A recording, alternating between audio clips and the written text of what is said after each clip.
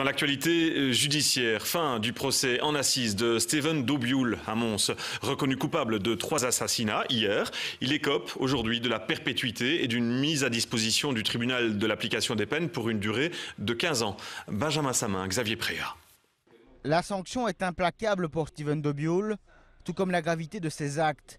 3 assassinats de dames âgées, le viol de l'une d'entre elles, l'attentat à la pudeur sur un enfant de 5 ans, à plusieurs reprises, la détention d'images pédopornographiques. La peine, la perpétuité assortie d'une mise à disposition du tribunal d'application des peines de 15 ans. En comparaison, Marc Dutroux a écopé de la même mesure, mais pour 10 ans. C'est une peine tout à fait exceptionnelle. Moi, personnellement, je ne l'ai jamais vécu comme avocat, ni d'un côté ni de l'autre. Je n'ai jamais eu, même comme conseil d'un accusé, une mise à disposition du gouvernement. C'est vraiment très, très exceptionnel. Le tribunal considère que Steven Dobioul, cet accusé qui aura gardé la tête baissée durant tout le procès, est un danger réel et de longue durée pour la société. C'est le premier tueur en série belge de ce type.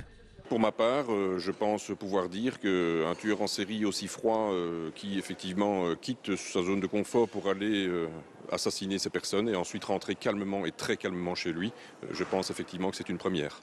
Ce procès très fort en émotion rappelle, à l'heure des réformes, la force d'une cour d'assises. L'humanité d'un procès de cour d'assises, vous voyez les parties sur le plan humain, on vit des choses qui sont extraordinaires.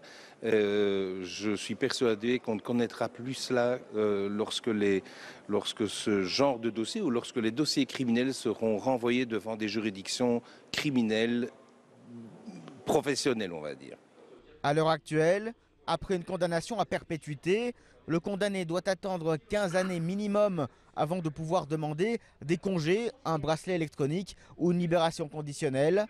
Durant 15 ans supplémentaires, Steven Dobioul devra donc se référer au tribunal d'application des peines qui décidera de son sort.